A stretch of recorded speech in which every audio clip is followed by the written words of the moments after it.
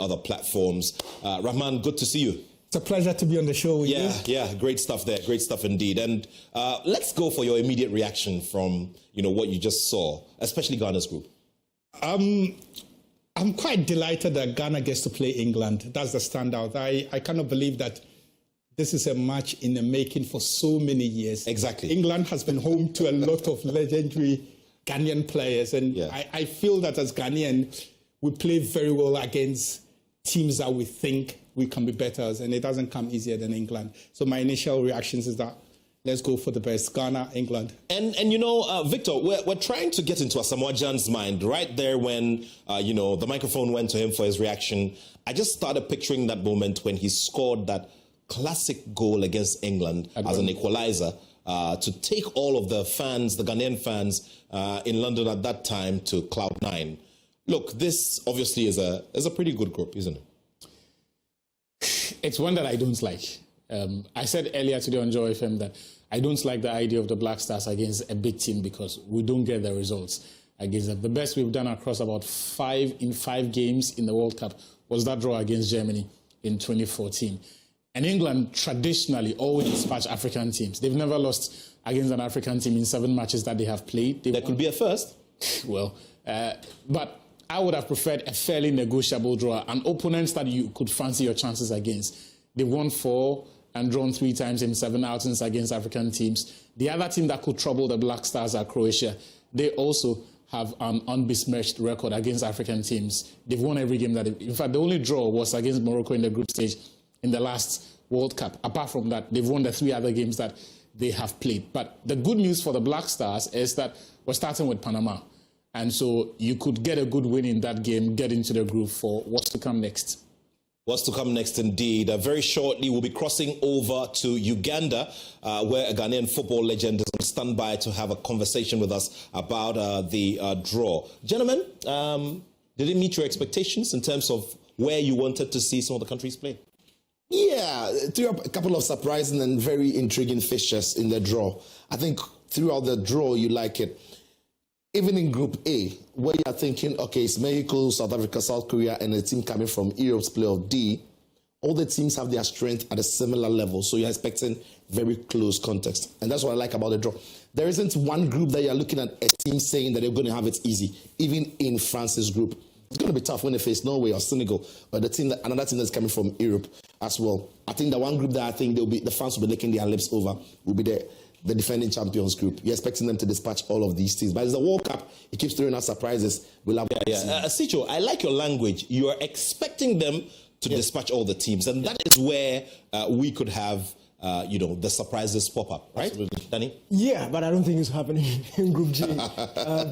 Algeria, Austria, Jordan up against Argentina. You really don't see it happening. Maybe 1 or 2 because the last World Cup, but you see, the one they won. There's history to back all of this, okay? Back in 1991, when Cameroon went up against Diego Armando Maradona's Argentina, nobody ever expected them to win. And then you fast forward to 2002, when Senegal went in there with the El Hadj Diofs and the Kalilou Fadigas and all of that. They played against the defending champions, France, and they won against them. Yeah, you're right, because even the FIFA World Cup has this very interesting recent history. So you look at 2006, the champions Italy went to 2010, went out in the group stages.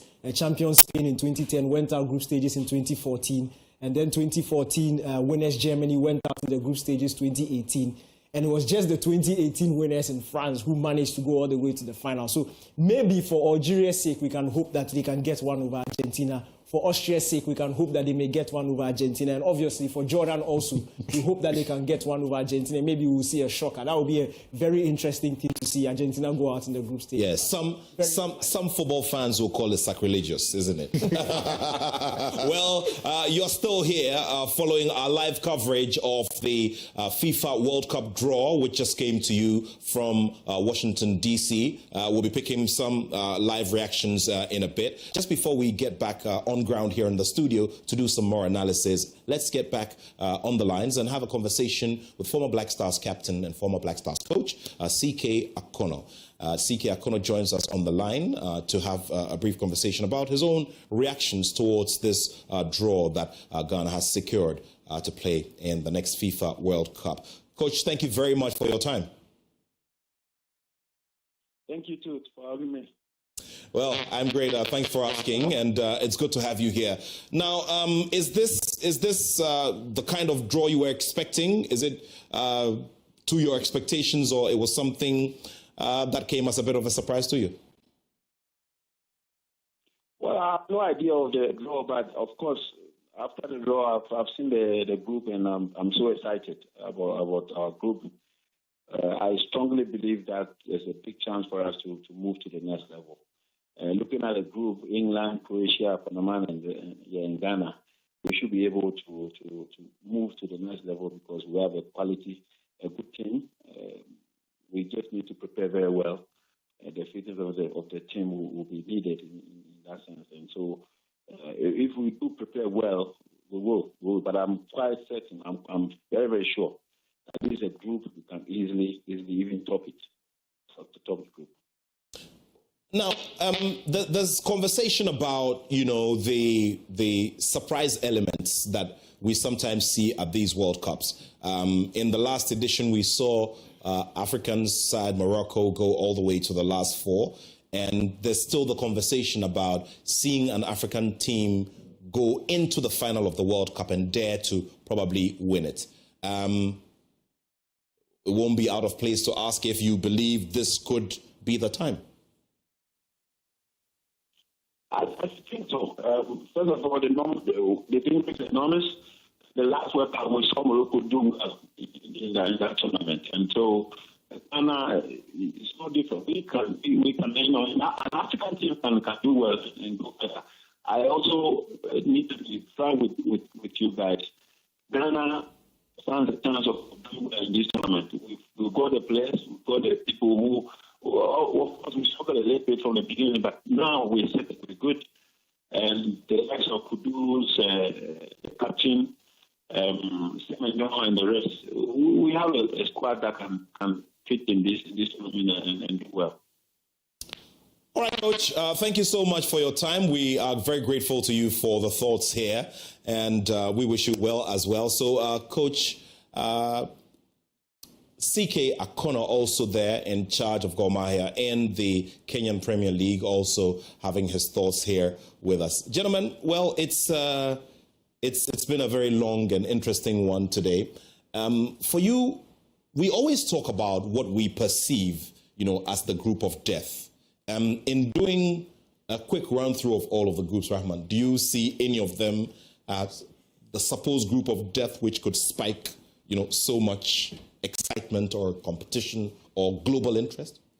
It's kind of difficult to tell. It is evenly spread across. There are games where you expect it to be quite really tight.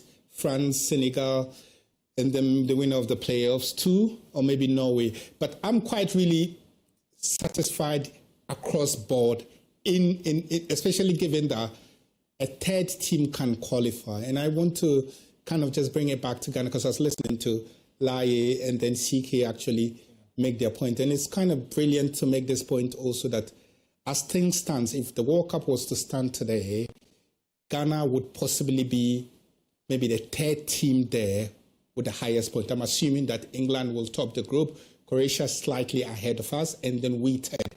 Now, with the way the World Cup has been expanded, a team in third can still make out the round of 32. Yeah. But then the question to ask Ghana, the handlers of the national team, is what do we want from this World Cup?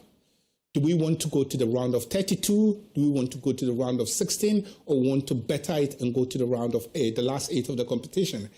And the teams that we face are beatable, but they can also beat us. The difference that we have, or the advantage we have, is that we have easily the best two midfielders in England at the moment, Semenyo and Kudus. They are easily the best at the moment, numbers-wise, and everybody's raving about them. We have about 6 months to go. If we can build a team that has the hunger of 2010 and the talent of 2006, you merge that. And this is the biggest challenge for Otto Addo. If you merge these two things, the hunger and talent, we will not just go to the World Cup to add to the numbers. It's there. For me, this is the best group. One that gives us a chance and a challenge.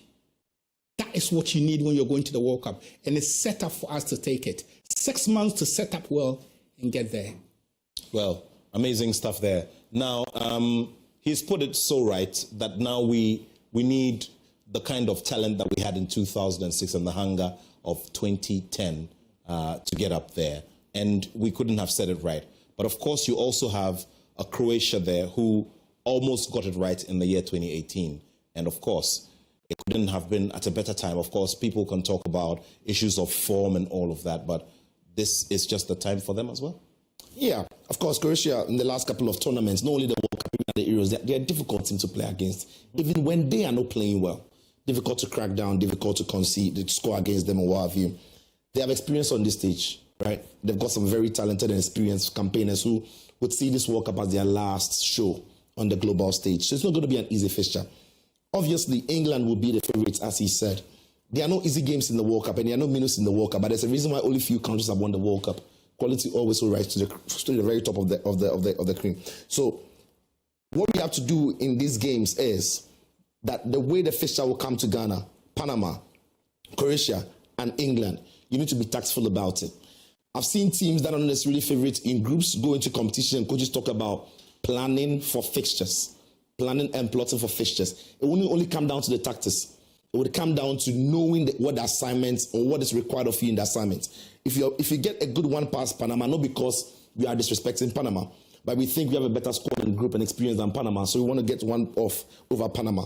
If you beat Panama, and then depending upon what happens between the game between England and Croatia, that should inform the way you set up in the game in your second game to maybe try and win the game or get a point. And I say this because when we were in Qatar, we lost to Portugal, we won against Korea, and we didn't necessarily desperately need to go into the Uruguay game playing expansive football to win.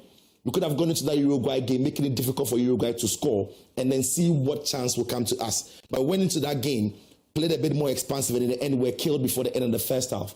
If we can plan and plot our fixtures well, I think they're going to have got an opportunity of going through, especially with Rahman also chipping in, that the third best placed team would go through as well. Third best placed team from 8 of the groups will make it into the last 32. So we've got a chance. We really do. Well, there's a lot of interest around the big names. And obviously when you look at a Group K, immediately you're throwing the focus on your favorite. Danny K's favorite, Portugal, Uzbekistan. Our favorite. Yes, Uzbekistan and Colombia. Obviously, we're still waiting to see what will come off that playoff. But then you have a Cristiano Ronaldo in there who probably could be bidding farewell to the Mundial as to whether he can just pick up this trophy so that the conversation about who the greatest is can level up a little bit. We do not know. Yeah, picking up the trophy, I think, is a stretch. I think Portugal don't have a history of winning competitions. And the mere fact that you say it is testament to the contribution he's made to Portugal. But this is a very manageable group for Portugal. Nations League champions, you expect them to get the 3 points against Uzbekistan. Colombia can be tough. They can be tough depending on... And the fixture list will also inform us as to how they may approach this game. But Colombia can be a tough nut to crack. But then, obviously, Portugal with their dominance in Europe so far, and in the past couple of seasons, we saw with the Nations League, we saw with the run to the World Cup in terms of the qualifiers. You expect them to be able to navigate this. And I'm looking at that Portugal-Uzbekistan game as the highlight, something to get some goals under your belt. We've seen games like this in previous World Cups. We saw England face Panama, give them 6, Harry Kane scoring a hat-trick.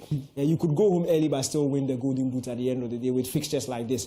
I remember this very Uzbekistan team, albeit under 20 level a couple of years ago. There's a chunk of those players who represent the country at senior level. They were kicked out of the under 20 World Cup a couple of years ago. Erling Haaland's Norway beat them, I think, was it 10? Yeah. Haaland scored 5 goals, ended up winning the Golden Boot after playing just 3 matches. So you look at this from a Ronaldo, from a Portugal point of view, and you look at that's the statement game for them. That's the game they'll be looking at to make a statement. And just like our group also, England will be looking at that Panama game as the statement to put fear in opposition, to let them understand that they are around and they mean business when it comes to winning the competition. Well, Victor, Argentina, the defending champions, and we've been talking about defending champions and their history and sometimes how it doesn't go well for them. So really, the challenge will be to knock off that that bit of statistic, to just knock it off. But you have an Algeria, you have an Austria, and you have a Jordan. I think it would be a bit of a surprise if Argentina suffer what happened to the previous winners of the World Cup who had to struggle to qualify. I think there's too much quality around. And they appear to have knocked off all the issues of administrative lapses that created chaos around the team. They have a good coach. These days, you don't hear about the reports when, he offered to resign shortly after they won the World Cup. It looks like they have found equilibrium and things are moving on for them. Look, they could not have asked for a better draw. They start against Algeria, a game that you expect them to win. I mean, you don't expect them, or it is not required of them to play pretty or to play any expansive football. It's the first game of the tournament. Just get the win out of the way and then focus on what is to come. That allows you to plan better for those games against Austria and then Jordan. So I think they've got enough quality. If you look around Europe now, they've got some of the best players. Julian Alvarez is possibly the best finisher around in Europe as we speak, not just in La Liga, but also in the UEFA Champions League. And it is refreshing to see that the team doesn't appear to be excessively reliant on Lionel Messi than it used to be in the past or in the previous World Cups that they have participated in. And I would even be surprised if he's required to play 90 minutes in each of those games. He hasn't got the legs for it, he hasn't got the hearts for it, and perhaps it will be important for Argentina themselves to ration his game time, especially in the early rounds of the World Cup, and save him from when they would need him for later as the competition progresses. Because this time around, there's one more round, the round of 32 that you have to play before you get through to the round of 16. So I think the defending champions should have a very decent chance of qualifying. Well, you're still here with us on this extended coverage of the FIFA World Cup draw here on the Joy News channel, also live on Joy Prime and Joy 99.7 FM. My name is Nathaniel Atto, and of course here with me a strong team from Joy Sports. Rahman Osman writes for The Sun, UK, and also Victor Achutamaklo of Joy Sports, Sichafe Achirim, and Daniel Kranting, backed by a very strong production team. We've already heard from ex-Ghana international Laie Kingston, who's now coaching the youth teams of Uganda, and also former Black Stars coach and captain CK Akono, who joined us from the heart of Kenya, Nairobi, where he is a coach of Gor Mahia. So more to come here. We'll also be taking a few of your reactions on social media as well, but we're still going through all of these groups. Remember, this is an expanded format for the FIFA World Cup, and some playoffs yet to be honored so that we can see the full look and feel of the FIFA World Cup and the groups from A to L. All right, so we've done a bit on France and Senegal. Let's go to Group H, where you have 2010 winners Spain. You have Uruguay, who have a lot of history when it comes to the competition. Not a good story with Ghana, still having a lot of wounds from 2010 and 2022. But there's a Saudi Arabia in there, and there's a Cape Verde in there. Yeah, I think, again, Spain are obviously very overwhelmingly favorites in this group. But Cabo Verde would look at this group and be thinking that they've got a chance. They really have, because of the third best placed team. They'll be thinking, okay, Saudi Arabia, now Uruguay. Uruguay is a very tough team to crack. I want to see them when they play against Spain. Their midfield is very combative. At the club side, you don't see them do well for some of their players, but when they come together as a unit for the national team, they've been really good in the last couple of months. So they'll be interesting to see. Uruguay would think that, okay, if they don't beat Spain, second place is theirs to take. Between Saudi Arabia and Cabo Verde, that third spot will be a cracker for them to chase. Interesting. Well, I want us to also focus on the surprise packages, because every other World Cup, we get one surprise or the other. Off air, I was just telling you guys, reminding you about the win that Cameroon secured against Brazil. Insignificant as it may be to their existence in that competition, it still goes down in the books, whether or not a team A or B was used. It was Cameroon beating Brazil. Now, when we're looking through all of this, as we go up, from the reverse, up towards Group A, let's see which of these teams could pose the surprise package at this upcoming FIFA World Cup. And that takes us to Group G. Let's quickly take a look at Group Yeah, Group G. Let's take a look at Group G, where you have Belgium, Egypt, Islamic Republic of Iran, and New Zealand. Danny, look, you have a Belgium. Belgium also, once in a while, would ruffle some feathers here and there, but we're still looking at them getting to the top. This group looks very open.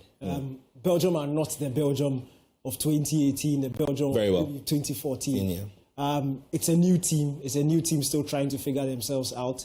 And you look at this Egyptian team, it surprises me they just can't seem to crack it at the World Cup. But if you also go back to some of the groups they've been in, they have been in some tough groups in the past. But I think this is very doable. Iran will look at Egypt and think they can beat them and vice versa. New Zealand look very beatable for Egypt and also vice versa. Belgium, as it stands, remember, Belgium were in the same group with Morocco last time out. Morocco ended up beating them. So Egypt will remind themselves of that and think that they can go out and do the job. And especially as this could go down as Mohamed Saleh's last World Cup. He's what, 32, 33? This could be his last World Cup, and he will want to go out on a high. And I think the gods of football have given him the best possible draw to be able to do that. Get Egypt out of the group, because it's not happened in a long time. Get them out of the group, and when you get out of the group, anything can happen. Well, getting out of the group. Well, so in Group F, we're waiting for confirmation from a play of B, but you've got a Tunisia in there. Tunisia may not necessarily have a very big record for the World Cup or big performance like a Ghana or a Senegal or a Cameroon or probably a Nigeria, but here they are. They find themselves up against the Samurai and the Netherlands. The Netherlands also have a very interesting history with the FIFA World Cup, especially when it comes to getting close to it, having a talented team and not being able to get it right with that talented squad. They might not win, but I'm sure they'll get out of the group. Tunisia are always here in the World Cup, but they never really cross that barrier, to cross that line. I have a feeling it might be the same for them into next year's World Cup. I hope not.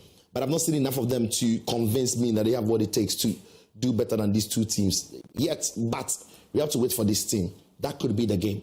We're not looking at only two teams qualifying. We're looking at another team coming here into the group to make it third place. When you have the perfect response in your head, but your fingers just can't keep up. We've all been there. Typing, deleting, retyping. The dynamics of these groups are going to be very interesting depending upon which other team comes here. Yeah. And the fact that, again, a third place team could qualify from the group stage also throws it into a different space altogether. Germany, Curacao, Cote d'Ivoire, and Ecuador. Germany on a path to rehash, recalibrate, and reinvigorate.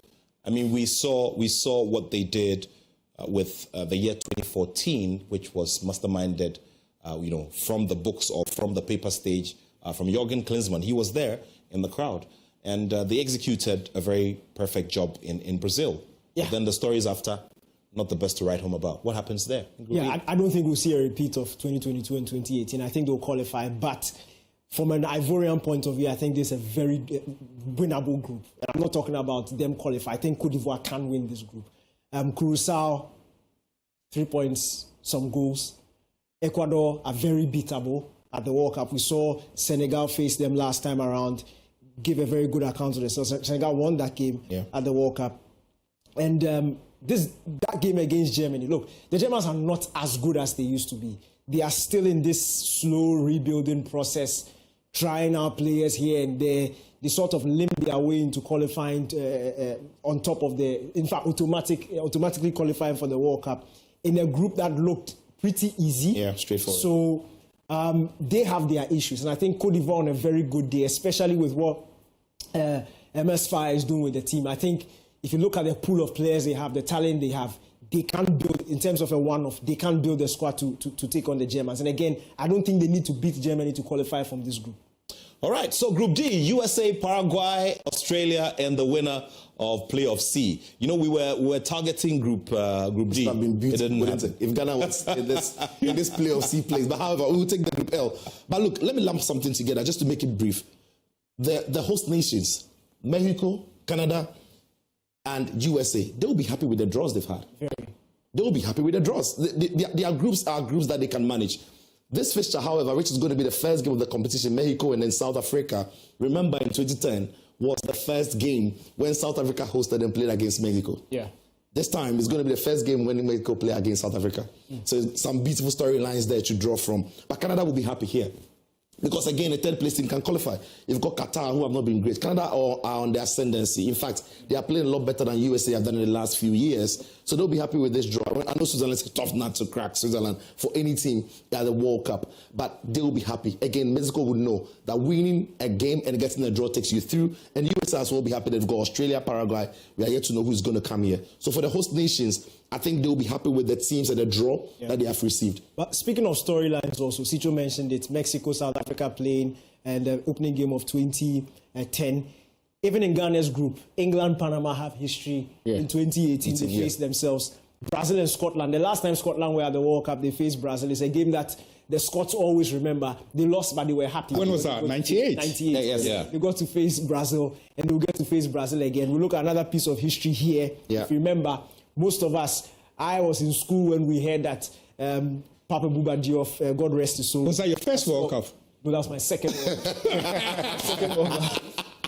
Papa Bouba Diop. Oh, he's so cute. Come, let's play with his kids. Oh, we all remember that. We remember, in fact. Don't worry, Danny K, your time will come. Don't worry. Yeah, don't worry, my time is here. France and Senegal, famous victory for Senegal. They get to face again. And Netherlands, Japan in Belgium, 2010. Iran. Belgium, Iran also have history. Spain and Uruguay also have history. So many storylines in there. And for fans of the particular countries, they will remember the last time. Maybe it will be repeat or revenge for some of them. But it's very interesting. How will Brazil do in this group? Brazil are coming to the World Cup with Carlo Ancelotti. Their team is still yet to be firmed up. They play against Morocco, semi-finalists from last World Cup. We know Haiti are in trouble because they've got too many good teams in this team to compete. And there's Scotland, who can be tricky.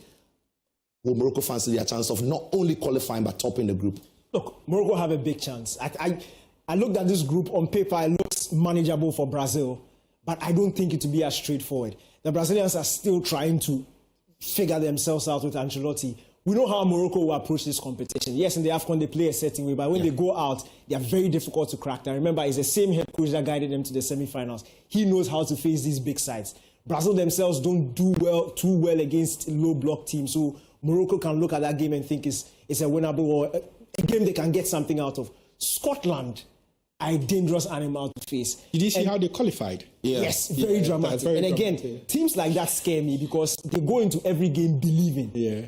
Every game believing that From this experience. is not their last. Yeah. And if you are facing teams like that, you have to be exceptionally good and kill them early. Yeah. Because the more the game wears on and they are still in it, they always have a chance of punishing you. Again, if you look at the players in Scotland, their stars are playing week in, week out for some of the best teams in the world. McTominay is playing in there. Tierney is picking up his form again. John McGinn is a main man. Top guy. So it looks dicey for Brazil, but again, it's Brazil. I just wanted to add on the storyline you're talking about, because you've named them, but I just want to say that kudos to FIFA again. In the past, the World Cup was always finals, but what they've tried to do is make it a carnival stroke final. Yeah. And we've highlighted the underdog teams like Haiti in the past wouldn't be at the World Cup and stuff like that. And I get that the world is leaning towards Europe, and you highlighted Brazil's problems of trying to find themselves. You know why? Because you're trying to play like Europeans. My message to the African teams this World Cup is that let's try and play to our strengths. It doesn't necessarily have to be like we're playing a European style of football. In the past, Brazil dominated the world because they played the Brazilian football, which was the samba football. As football changed and a lot of Brazilians started going to mainland Europe at 17, Vinicius Jr., William Estival, the root of Brazilian football started to fade. And it's the same in Ghana also. When we played football to our style, typical 4-4-2 dancing football, we were a joy to watch, and through the joy, the results came. But listen, football, I get it. There's science, there's numbers, there's need to study. But in the end, it's a sport. Play from the back. And you need to enjoy the ball from the back. If you take the pressure, you roll false nice. nine. And so I like this format of this World Cup. I like the build-up. I like the draw. I like the level-headed of it. Now it's time to put in the hard work, and it's beautiful to have a draw that gives us a chance and also gives us work to do. Nat has been asking another question. I want to ask Nat, who would be your dark horses for this competition? Not necessarily in any particular group, but which one team is coming to this competition with you thinking, keep an eye on that team, they are not big boys or they don't have history here, but they could be a problem? Well, Tricky one. I dare say maybe a Switzerland. Right. Switzerland in Group B. You know, I think they could top that group, sis. Yes. You know, I mean, like I said, I mean, we've seen them play. The fact that they share quite a bit with Germany sometimes, you know. Otmar Hitzfeld at a certain time had a lot to do with Switzerland and all of that. But for some reason, it's looking like we probably may see. And then also, I'm in Africa, away from the sentimentality that I carry as a Ghanaian and all of that, where I would obviously want to see Ghana progress. I think we should also take a close look at Egypt, because they probably could just get the magic, spark it off, rally around, Mo Salah, get him to do some magic, be the spearhead, and get the job done. For some weird reason, I just feel we should watch them as well. Because you see, on the whole of the continent, definitely everybody will look out for a Morocco because of the performance from the previous competition. A Cote d'Ivoire by virtue of their current status. Senegal because of their consistency on the continent, how at a certain time in our very recent history, they dominated at all levels of our football, have a very good structure. And then now, you have an Algeria also who may not necessarily be the big performers every time they get the opportunity. And so, like I said, you have a Ghana, you have a Cote d'Ivoire, you have a Senegal. Well, if we perform, it won't be news, because obviously they've seen us do a few things here and there. But then maybe we should watch out for Egypt and see what they do. Interesting. You take them. My team that everybody should look out for that I think could be dark horses. These guys. Norway. These guys. They've got incredible talents. They've got Newside, they've got Haaland, Strand Larsen, Solot, Odegaard, the two backs in the middle of the park, like Algeria, centre back. Like they've got a good team coming into the World Cup, and I think that with the momentum they are carrying, they could be a problem for many teams in this World Cup. So yeah, I'm keeping an eye on Norway. Interesting mentions Egypt. The latter part of the qualifiers for the World Cup, we saw that front three: Mamouche, Mustafa Mohamed, and Salah. Any team in the world needs to watch out for that front three coming out there. It's a deadly. And they got the best team of the best draw of the African teams in the World Cup. Because look, Iran and New Zealand. I would have wished that group for Senegal. I think Senegal will be Africa's best rep at the World Cup. They have the cohesiveness of a club side, and we should keep an eye on for them. Well, interesting thoughts there. We could go on and on and on, but this is where we'd have to say thank you to all of you. But before we do that, let me just give you an idea of what a few people are saying on my page, on Nathaniel Atto Citizen Atto on Facebook. Niayi Ante says, not bad. Ghana can go to the next round. Engineer Calvin Bruce Atukwefio, who is son of one of Africa's greatest coaches, one of the greatest to come out of Ghana, the late Cecil Jones Atukwefio, he says, Ghana in Group L, or last to leave without a legacy. Well, Ghana has got this. Let's focus on leaving a lasting legacy. That's what Engineer Calvin Bruce Atukwefio says. Also, Joycelyn Enyonam says, at least we can beat Panama, so no wahala.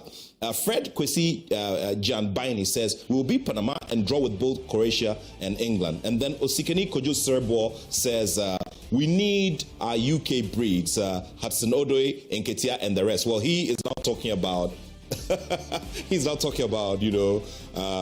those who could be in the team. And of course, this is where we also say a massive thank you to our 290,000 followers on our social media our handles and on our platforms. 290,000 views on social media. Thank you all so much. And remember, there is more to do as we build up towards the Mundial. It's going to be amazing. I'd like to say a very big thank you to you, Victor. Rahman, thank you so much. Thanks to you, Sicho. Thanks to you, Danny. And this is the Trump dance. President Trump should see this. This is a better version of what he normally would do. And of course, Derek Elomashilevy and the rest of the team. Muftar Nabila Abdullah, Fentu, Tahiru Fentu, and the rest of the team. We say thank you. We're very grateful to you. Let's do this some more and follow us on the Joy Sports Link on Joy 99.7 FM tomorrow, and also on Joy Prime early in the morning as we start some more deep analysis on these groups that we've seen here. We're very grateful to you. Programming continues on all of our networks. My name is Nathaniel Atto, and I have love for sport.